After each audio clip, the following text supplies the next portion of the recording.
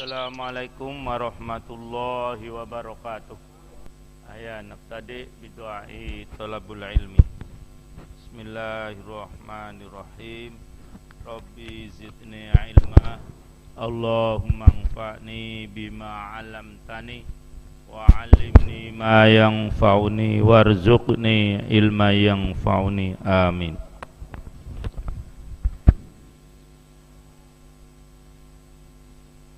Para ikhwan, kita lanjutkan kajian kita. Nah, sekarang kita ayat yang ke-12 ya.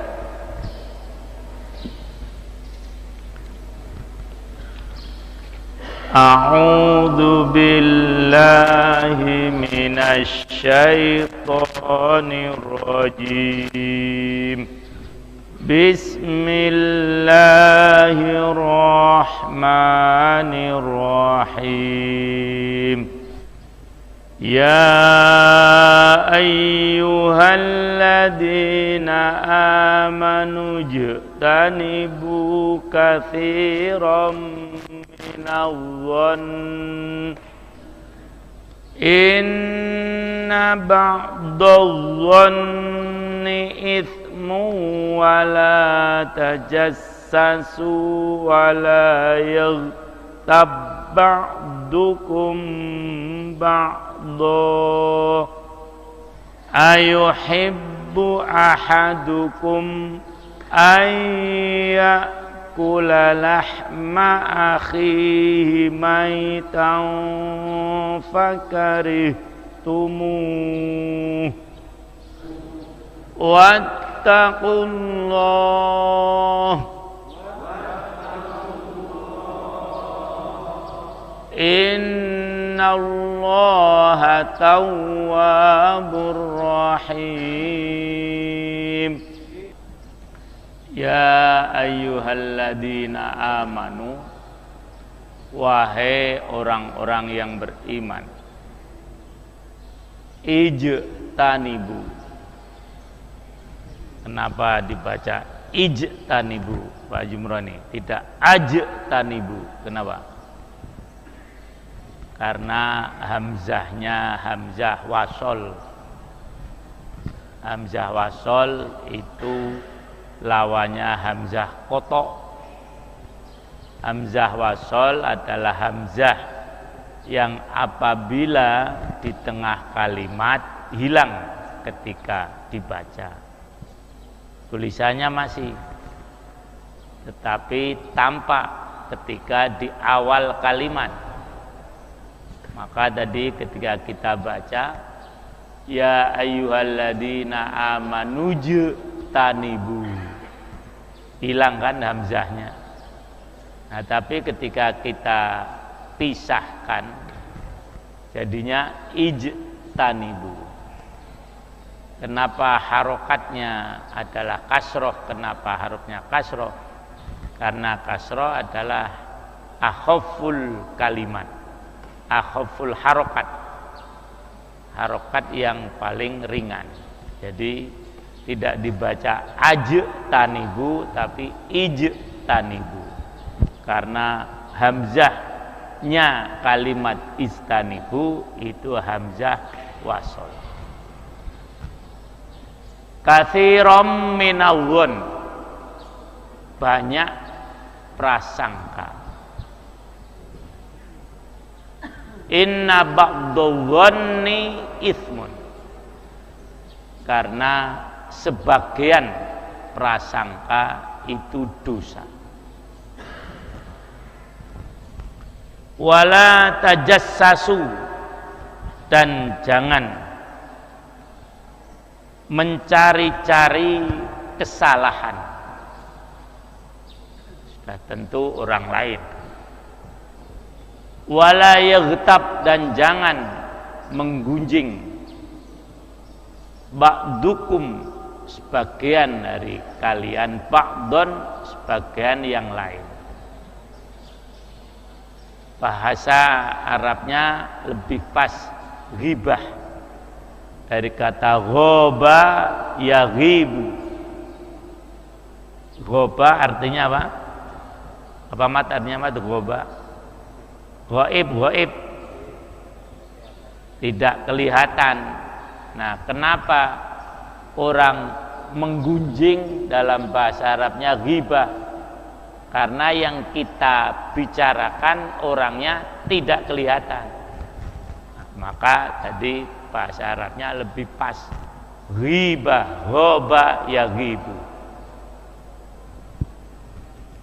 Ba'dukum sebagian kalian, ba'don sebagian yang lain. Kemudian Allah menjelaskan tentang bahaya dari ghibah. Ayuhibbu ahadukum, apakah senang salah seorang di antara kalian ayakula makan lahma akhihi, daging saudaranya, maitan yang sudah mati atau dalam kondisi mati. Fakarihtumu, maka kalian pasti tidak menyenanginya atau merasa jijik, tidak senang. Wattaqullah, dan bertakwalah kepada Allah. Innallaha tawwabur rahim, sesungguhnya Allah Maha penerima taubat, Rahimun, Maha kasih sayang. Ini hal yang keempat yang harus dijauhi untuk menjaga ukhuwah. Yang pertama kemarin, siapa masih ingat? Harus menjauhi apa? Mengolok-olok. Yang kedua, mencela. Beda mengolok-olok dan mencela, kemarin sudah disampaikan. Kemudian yang ketiga, memanggil dengan panggilan gelar atau lakop yang buruk. Nah, sekarang yang keempat, jangan sampai orang Islam di kalangan masyarakat muslim atau mukmin itu terjadi banyak prasangka, zon. Memang ketika menafsirkan ayat ini, para mufassir banyak menjelaskan hadis-hadis dijelaskan dengan hadis-hadis Rasulullah Sallallahu Alaihi Wasallam. Antara lain ditampilkan hadis yang biasanya disampaikan oleh para mufassirin adalah ini. Hampir di setiap tafsir tentang ini, hadis ini muncul. Iyyakum wazzon fa inna zonna akdzabul hadis. Jauhilah berprasangka. Maksudnya adalah prasangka buruk. Karena prasangka itu adalah sebohong-bohong pembicaraan. Jadi pembicaraan itu mengandung dua hal. Kemungkinan benar, itu namanya sidik. Kemudian salah, itu namanya kadhib. Nah, buruk sangka itu perkataan yang paling bohong. Buruk prasangka ini sumbernya adalah ketidakpercayaan kepada orang lain. Sumbernya ini. Karena tidak percaya kepada orang lain, maka muncul zon. Oleh karena itu, jangan sampai, ya, di antara orang yang beriman itu muncul ketidakpercayaan. Apalagi kalau ketidakpercayaan itu muncul dari pimpinan. Nah, ini akan merusak tatanan kehidupan kemasyarakatan. Rasulullah Shallallahu Alaihi Wasallam pernah bersabda, nah, kalau yang hadis ini agak sedikit ditampilkan oleh para ulama mufassirin. Rasul bersabda, innal amiro idabta gharibata finnas afsadahu. Rawahu Abu Dawud. Sesungguhnya amir apabila dia sudah menaruh keraguan-raguan, artinya ketidakpercayaan, finnasi kepada manusia, afsadahu, maka berarti amir tadi telah merusakkan manusia itu. Nah, ini. Jadi saya tidak percaya dengan makmum. Nah, sudah, ini rusak. Dan biasanya kalau sudah begitu, mesti nanti akan mengawasi terus menerus, mungkin mengirimkan mata-mata, dan karena memang tidak percaya saya kepada makmum. Dan juga misalnya saya tidak percaya kepada pembantu saya, berarti merusak dia. Nah, kayaknya orang ini nggak mampu ini. Nah, saya tidak berani ngomong, hanya dalam hati saja. Itu berarti telah merusak orang tadi. Nah, itulah zon, ya. Bahkan juga dalam riwayat Tobroni, apabila zon, buruk sangka ini sudah menjalar di suatu masyarakat, maka dia akan mengakibatkan azimat itu krisis. Salatun la azimatun li ummati, at-tiratu wal hasadu wa su'uzon. 3 hal yang mengakibatkan krisis di kalangan umatku. 1, tiaro, memandang kesialan karena alam, karena binatang dan sebagainya. Wah, ini Jumat Kliwon nih, sial kita. Nah, itu yang benar, misalnya semacam itu. Atau dengki, dan dengki maksudnya. Dan yang terakhir adalah suudon, buruk sangka. Nah, persangkaan itu adalah memenangkan salah satu dari keraguan-raguan. Kalau masih timbangan sama, namanya syak. Misalnya begini, ada orang keluar lewat kamar saya, ini yang mudah saja, sandal saya tidak ada, loh, ya itu. Kemudian saya menyangka orang yang lewat tadi yang memakai atau mengambil sendal saya. Saya tahu memang dia lewat kamar saya, tetapi saya tidak melihat dia itu memakai atau tidak. Nah, saya sudah menyatakan, yang sendal saya ini tidak ada karena orang tadi. Nah, itulah don namanya. Tapi kalau masih imbang, mungkin iya, mungkin tidak. Namanya syak. Nah, itu belum masuk sini. Nah, jadi itulah. Sehingga ketika saya ketemu orang tadi, saya langsung bilang, kamu ya pakai sendal saya? Tidak, wong saya lewat situ sendal imam sudah nggak ada kok. Nah, kan begitu. Ternyata diambil misalnya oleh anak saya, dibawa pulang, dikira saya sudah pulang. Loh, kan bisa saja semacam itu. Nah, inilah hal itu dihindari.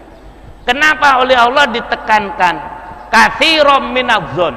Memang ada zon yang diperbolehkan. Jadi yang tidak boleh banyak zon. Ada zon yang diperbolehkan. Misalnya begini, para ulama beri contoh. Jam 12:30 atau 1:30 malam, tiba-tiba ada laki-laki yang mengetok rumah saya. Padahal saya itu sedang pergi oleh istri saya. Karena memang saya tidak janji pulang malam itu, istri saya harus down.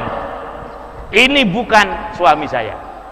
Loh, karena jam malam-malam begini ngetok-ngetok rumah ngapain? Lah, jangan-jangan nih orang jahat, kan semacam itu. Nah, saya harus apa? Nggak ada konfirmasi. Lah, maka mesti istri saya minta bantuan, bangunkan anak. Mas bangun mas. Kok ada laki-laki jam 1:30 begini ini ngetok rumah? Jangan-jangan bukan ayah. Lah gitu. Inilah maka yang tidak diperbolehkan banyak dari prasangka, karena memang ada prasangka-prasangka yang diperbolehkan, yang kemudian dalam bahasa Arab adalah husnudzon, ya, itulah yang diperbolehkan. Kemudian yang kelima, tajassus, ya, itu ada yang membedakan dengan tahassus, ya, sebetulnya sama. Wala tajassasu wala tahassasu. Jangan kalian mencari-cari kesalahan, dan jangan juga tahassus menggunakan sa, ya, itu ini mendengar-dengarkan kesalahan. Jadi kalau tajassus itu mencari kesalahan, tahassus begini, dengarkan pembicaraan orang untuk mencari titik lemahnya. Loh, kadang-kadang kan begitu. Biasanya nih lawan nih, kelihatannya dia serius, tetapi tujuannya untuk mencari, nah, ngomongnya salah ini. Semacam itu. Dan memang kalau orang banyak ngomong, biasanya kan kesalahannya banyak. Ditunggu misalnya, memang dia tunggu sampai mana kesalahannya. Seperti kemarin misalnya kesalahan saya, ya, itu. Saya mau mengucapkan 213. Nah, keliru mulut saya 293. Nah, ini mubalik ini nggak ngerti surah Al-Baqarah kok sampai 293. Itu kemudian disiar-siarkan, ayat ada nggak hafal kok. Nah, bagaimana mau menyampaikan yang benar? Ini namanya tahassus. Tidak boleh yang semacam itu. Jadi mencari-cari kesalahan memang tidak diperbolehkan, ya. Maka Rasulullah SAW mengingatkan pada kita, tuba liman syaghalahu aibuhu an uyubin nas. Beruntunglah orang yang disibukkan oleh kesalahannya atau aibnya sendiri daripada mengurusi aib orang lain. Karena apabila kita siap mencari kesalahan orang lain, siaplah kita dicari kesalahan kita oleh orang lain. Nah, itu yang kelima. Yang terakhir, jangan menggunjing. Seperti tadi dikatakan dari bahasa ghoba yaghibu. Rasulullah SAW memberikan satu definisi yang sangat jamek dan manik ketika beliau bertanya pada para sahabat, atadruna mal ghibah, kamu tahu gak ghibah? Maka para sahabat menjawab, hanya Allah dan Rasulnya lah yang tahu. Dan beliau memberikan satu definisi yang mencakup, ya, dzikruka akhoka fima yakroh, yaitu kamu menyebut sesuatu yang tidak disenangi yang ada pada saudara kamu. Jadi memang ada, betul ada pada saudaramu, tapi ketika kamu sebutkan dia tidak senang, itulah namanya ghibah. Sampai sahabat tanya, lah kalau memang itu benar ada, ya itu namanya ghibah. Lah kalau tidak, bagaimana? Itu membuat dusta namanya. Misalnya ada orang kulitnya hitam, kalau dia disebut si hitam tidak senang. Nah, kita cerita pada orang lain, wah, si hitam membeli mobil Nah, kan begitu. Ketika orang tadi namanya misalnya Mahmud, ya itu ini, dan dikatakan si hitam, itu dia tidak senang, berarti kita menggunjing orang tadi. Tapi kalau tidak senang, tidak orang tadi disebut namanya dengan gelar itu, dengan sebutan itu, dia tidak apa-apa, bukan ghibah namanya. Nah, karena memang itu menjadi kebiasaan. Oleh karena itu dalam kitab-kitab akhlak disebutkan beberapa hal yang membolehkan kita untuk ghibah, membolehkan ghibah. Misalnya untuk identifikasi. Di Sufah ini banyak nama yahsa. Misalnya begitu. Ada yahsa gemuk, ada yahsa tinggi, ada yahsa pendek, ada yahsa mancung, ada yahsa pesek. Loh, ya ini. Ada orang datang mencari, Pak, saya mau nyari yahsa. Maaf Pak, yang pesek apa yang mancung? Nah, kan gitu. Karena nanti kalau nggak disebutkan identitas ini keliru. Yang pesek Pak. Loh, ini saya tidak ngunjungi karena nanti jangan-jangan dia memang nyari yang pesek ditunjukkan yang mancung. Nah, ini salah, nggak boleh macam itu. Karena memang ya kenapa para ulama kemudian memberikan beberapa tuntunan membolehkan hal-hal kita menggunjing, karena memang berat sekali tadi, dosanya besar sekali. Saya itu dulu pernah menceritakan yang pada waktu membaca Al-Kabair itu. Nah, tidak ada dosa yang digambarkan oleh Allah sampai semacam ini, yaitu seperti makan bangkai temannya, makan saudaranya, ya sudah tentu. Nah, ayuhibbu ahadukum ayyakula lahma akhi maitan, makan daging saudaranya yang hidup aja nggak seneng, apalagi ini bangkai. Loh, ya itu sudah tentu orang tidak senang. Kenapa diumpamakannya bangkai? Karena memang bangkai tidak bisa membalas, dia pasif sekali. Kita apa-apakan dia tidak akan menjawab dengan apa, atau bisa mengklarifikasi dengan apa yang kita sampaikan. Nah, orang yang kita gunjing karena orang tidak ada, orangnya tidak ada, apapun yang kita ucapkan dia nggak mungkin membenarkan. Itulah makanya Allah menggambarkan seperti bangkai, seperti orang yang sudah mati, karena memang dia tidak bisa membenarkan, menjawab atau mengklarifikasi.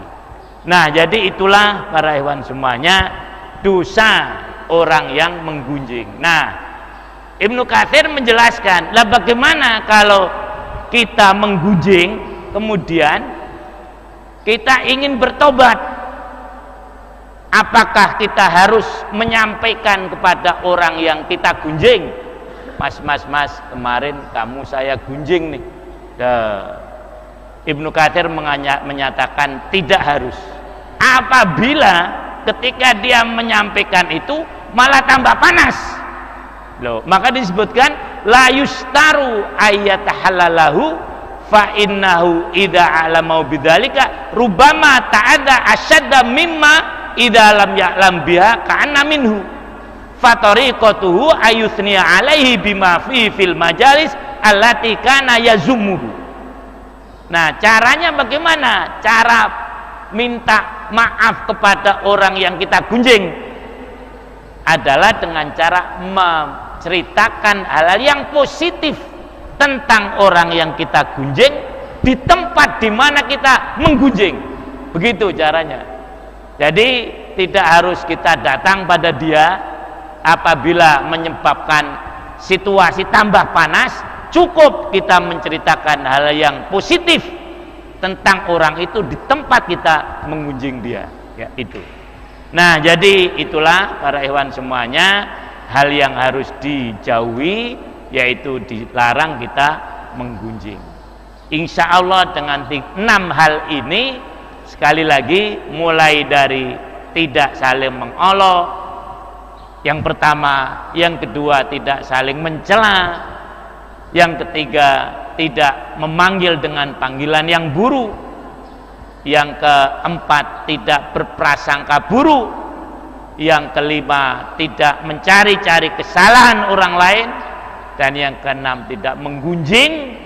Akan terwujud ukhuwah di antara orang-orang yang beriman. Apalagi Allah kemudian menutupnya dengan kalimat wattaqullah, bertakwalah kepada Allah.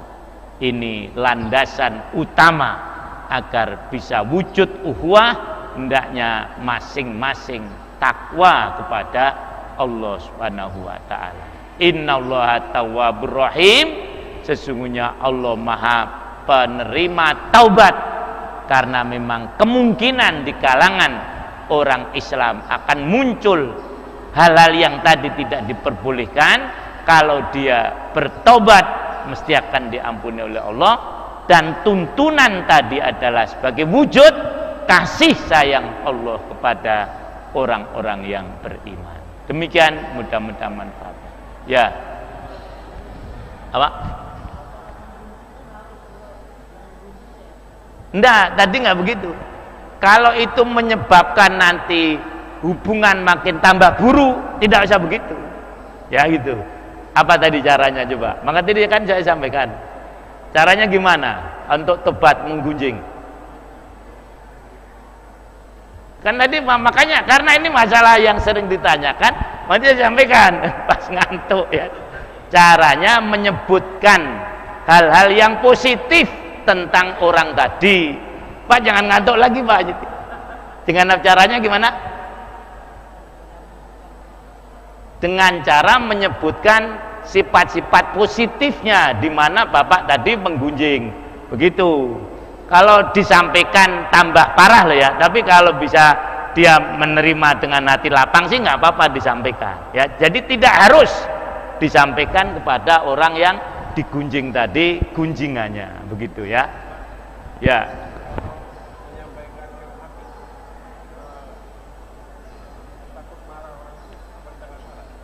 Nah, begini. Maka ini jadi panjang ya. Pertama, yang jelas tidak boleh digunjing itu akhakum, saudara. Maksudnya orang beriman. Nah, kalau menggunjing bukan orang beriman nggak apa-apa. Menggunjing Fir'aun, Quran berkali-kali menggunjing Fir'aun. Menggunjing Trump, memang bukan saudara kita, nggak apa-apa. Jadi yang tidak boleh adalah sesama orang yang beriman. Lah, ya itu.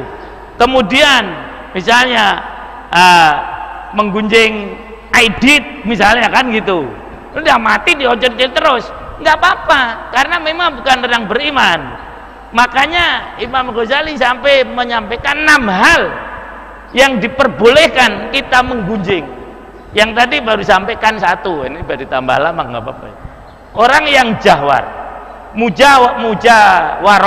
mujaharah fil maksiat, orang banyak melakukan maksiat, boleh kita gunjing.